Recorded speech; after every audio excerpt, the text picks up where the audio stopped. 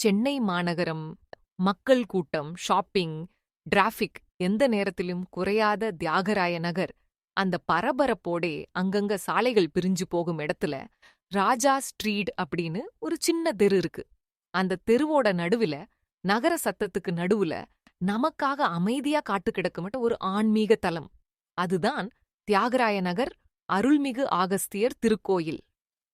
இந்த ஆலயத்துல மூலவராக அருள் புரிவது சிவபெருமான். இங்கு அவர்கள் ஆகஸ்தீஸ்வரர், சுந்தரவனீஸ்வரர், சந்திரசேகரர் என பல நாமங்களால் போற்றப்படுறாரு. லிங்க ரூபத்துல நிக்கும் இந்த ஸ்வரூபம் நம்ம மனசுல இருக்கிற எல்லா குழப்பங்களையும் மெதுவா உருக்கி விடுற மாதிரி அமைதியா இருக்கும். அருகில் சுந்தர வடிவாம்பிகை அம்பாளும் அழகான அலங்காரத்தோட, கருணையான முகத்தோட தன் பக்தர்களை பார்ப்பதற்கு காத்திருக்கிறாள்.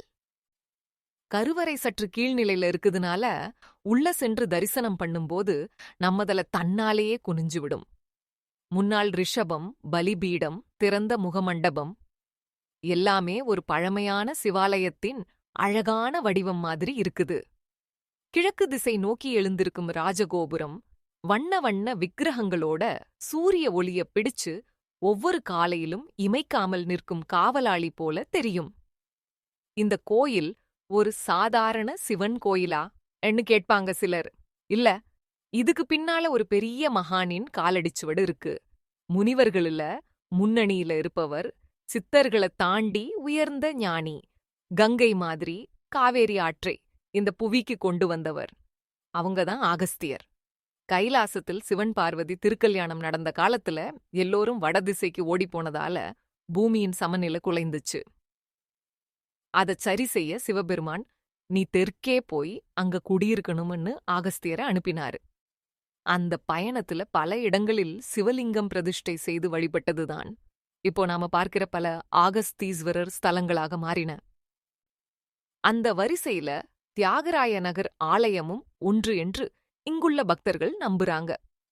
முனிவர்களால் பாடப்பட்ட ஸ்தலம் மட்டும் இல்ல, முனிவர்களால் உருவாக்கப்பட்ட ஸ்தலம் இது. முனிவர்களுக்கு பிடித்த இடம்னா எப்படி இருக்கும், அதே உறுதியும் அதே சக்தியும் இந்த ஆலய வாயுவில் கலந்திருக்கும். சித்திரவதைக்கு ஆளாக்குற கர்ம சுமைகளை குறைக்க சித்தர்களை தேடி பலர் மலைக்கு, காட்டுக்கு போறாங்க.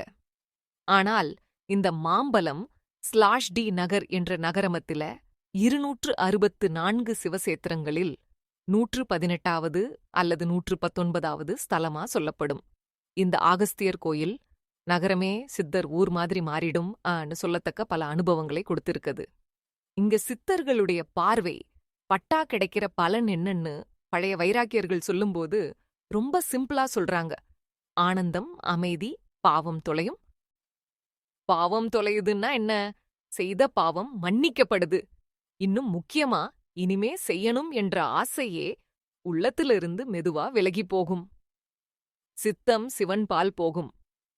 அதனாலதான் சித்தத்தை சிவன்பால் வைத்தால் வாழ்க்கை திசை மாறும்னு சொல்றது வெறும் வாக்கியம் இல்ல, இங்க பலரின் அனுபவம். 1 முதல் 12ஆம் வகுப்பு வரை CPSE வீடியோ கிளாஸஸ் உடன் பல டெஸ்ட் பயிற்சி, IIT, JEE, SSC, banking, state மற்றும் சென்ட்ரல் கவர்மெண்ட் பயிற்சி தேர்வு எல்லாம் ஒரே மொபைல் செயலி. இந்த ஆலயத்துக்கு எப்படி சேவிக்கணும், எப்படி வேண்டிக்கணும்னு ஒரு சிறப்பு வழியும் இங்க சொல்லப்பட்டிருக்கு. பெரும்பாளைய கோயில்கள்ல நாம போனதும் முதல்ல என்ன பண்ணுவோம்? தேங்காய் வாங்கி உடைச்சு அர்ச்சனை போட்டுடுவோம்.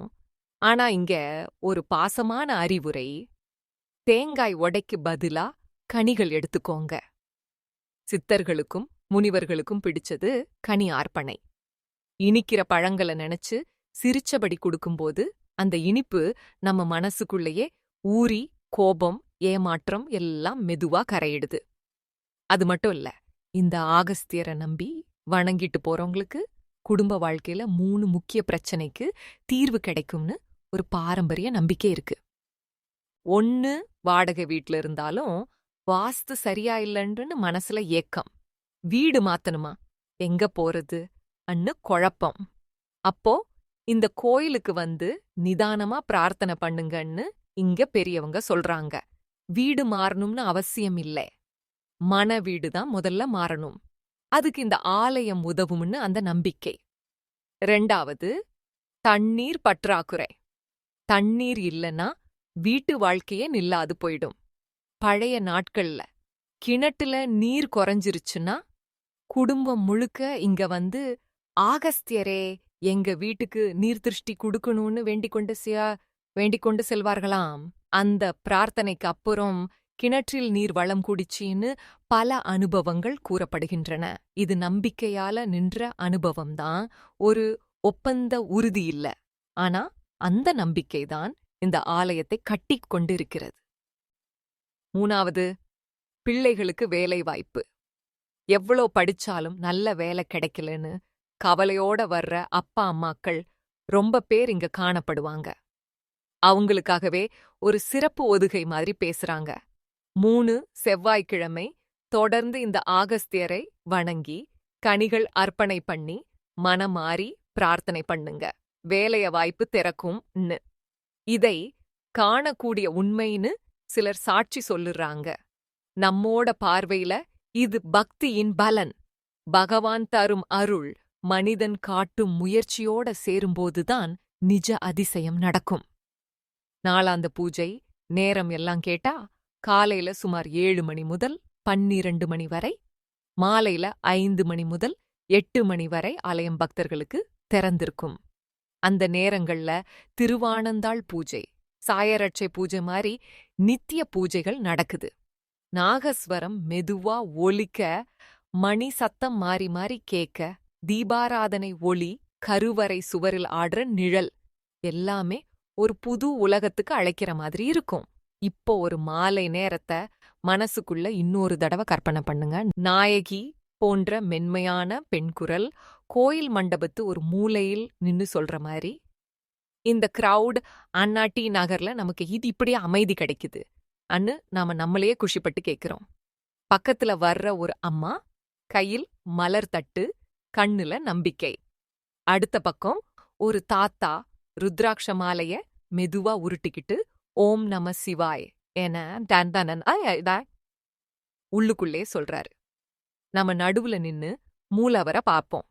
அப்போ இங்க பல வருஷங்களா நடந்திருக்கும் எல்லா ஹோமம், யாகம், சித்தர்களோட தபசு.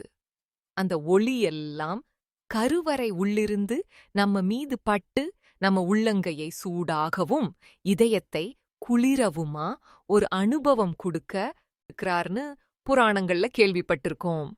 மனிதனாகவும் விலங்காகவும் முனிவராகவும் சித்தராகவும் அப்படிப்பட்ட ரூபங்கள்ல ஒருதலாக சித்தரின் மனசுக்குள்ள குடியிருக்கிற சிவனுன்னு இவரை உணரலாம்.